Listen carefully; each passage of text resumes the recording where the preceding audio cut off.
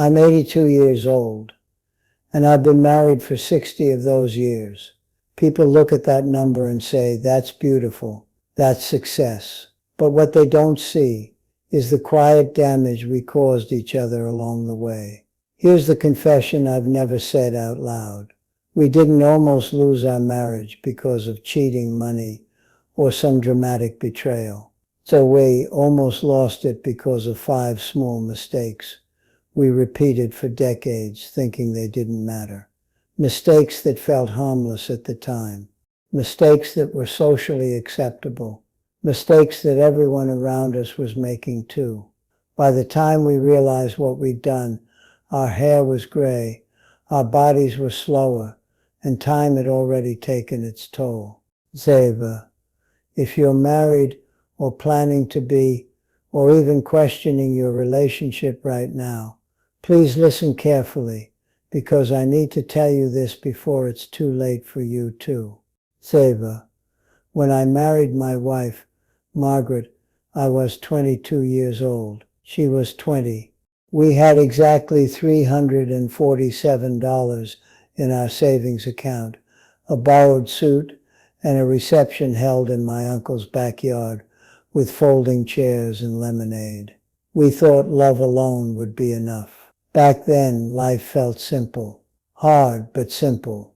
I worked 6 days a week at a manufacturing plant, 10-hour shifts, overtime whenever it was offered.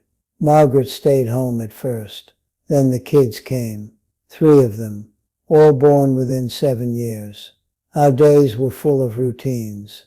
Morning coffee at 5:30 a.m., dinner at 6 p.m. sharp, Sunday church, Friday night leftovers, the same television shows, the same arguments, quiet ones, the kind you don't notice piling up. From the outside, we looked like a success story. No shouting matches, no slammed doors, no scandals. People used to say, you two are solid, and I believed them. But here's what no one tells you when you're young and married. Normal doesn't mean healthy. Quiet doesn't mean connected. And surviving together isn't the same as growing together.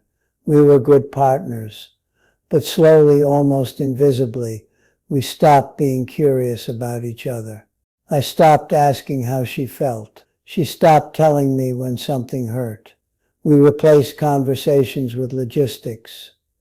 Did you pay the bill? What time is the appointment? Did you pick up the kids? Years passed like that. Then decades. By our 15th year of marriage, we had stopped arguing, not because everything was fine, but because it felt pointless. By year 25, we knew each other's schedules better than each other's fears. By year 40, we had memories, but very few new ones together. And the most dangerous part, we told ourselves this was just how long marriages worked. Everyone else around us looked the same, tired, busy, distracted. So we assumed we were doing it right. But there was a moment, small, almost forgettable, that quietly exposed everything we'd been ignoring. And what happened next changed everything.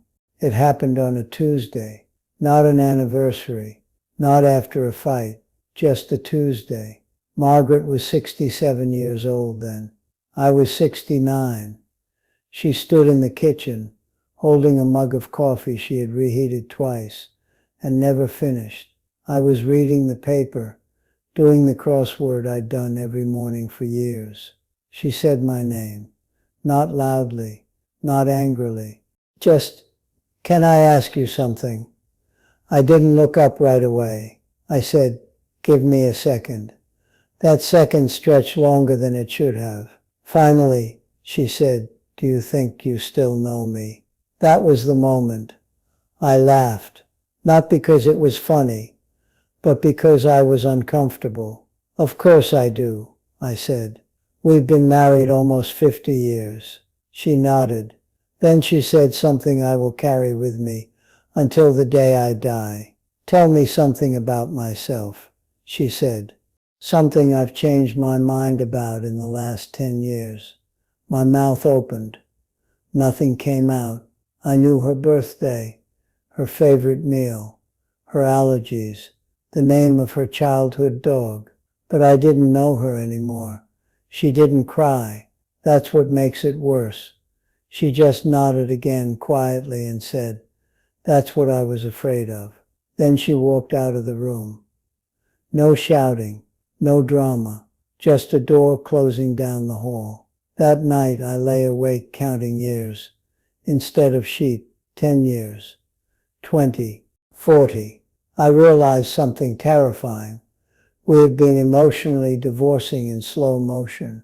The next morning I tried to fix it the way men like me always do, by offering solutions. Let's go on a trip. Let's eat out more. Let's join a club. She looked at me and said, "I don't want new places. I want to be seen." That's when the truth finally landed. Our marriage didn't erode because of one big mistake. It eroded because of 5 small ones we never thought to question. We prioritized efficiency over intimacy. We avoided hard conversations to keep the peace. We assumed time together meant connection. We stopped expressing appreciation out loud. And worst of all, we believed love was supposed to run on autopilot. I remember sitting in the car alone later that day, hands on the steering wheel, not turning the key, thinking, how did I spend 60 years with someone and still manage to leave them alone?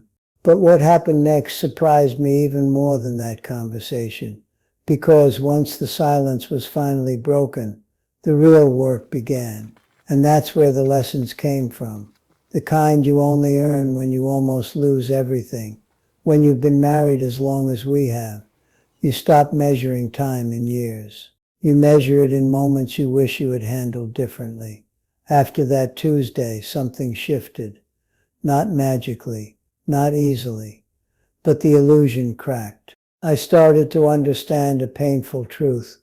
Love doesn't disappear. It atrophies, like a muscle you assume will always work because it always has. Mistake number 1 was thinking presence was the same as attention. I was in the room, yes, but my mind was always elsewhere. Work, bills, plans. To Margaret I became furniture, reliable, useful, invisible. Here's what I learned too late. Being there isn't the same as showing up. Mistake number 2 was confusing peace with avoidance. We were proud we didn't fight, but every unspoken frustration didn't disappear. It stacked. Quiet resentment is still resentment. It just waits longer to explode. Mistake number 3 was believing love should be effortless after a while. No one tells you that the middle decades are the most dangerous. You're not trying anymore, but you're not done either. That's where marriages go to sleep.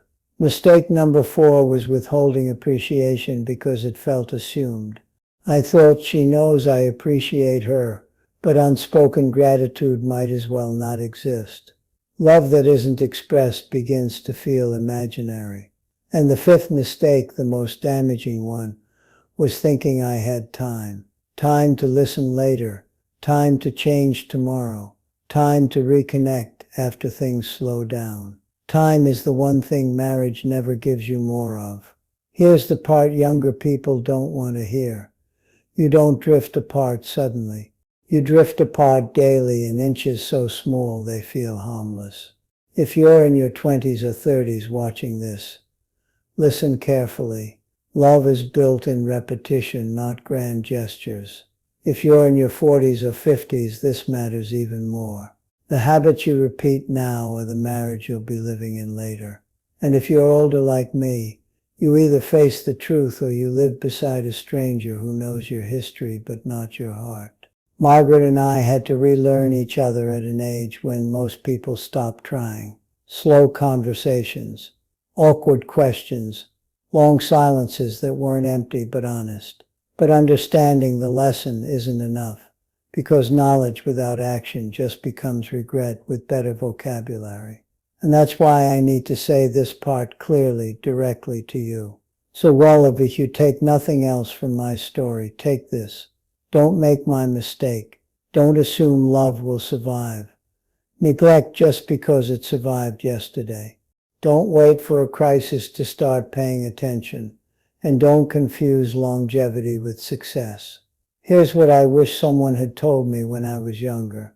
Write this down if you need to. First, ask real questions. Not how was your day, but what's been weighing on you lately. Then listen without fixing, without defending, without checking the time. Second, say appreciation out loud. Every day, specific things. I noticed. I'm grateful. I see you. Those words cost nothing, and they prevent decades of distance. Third, schedule connection like you schedule work. Put it on the calendar. Protect it. If something else always comes first, don't be surprised when someone feels last. Fourth, address discomfort early. The conversations you avoid today become the regrets you carry later. And finally, remember this: love doesn't run on memories. It runs on maintenance.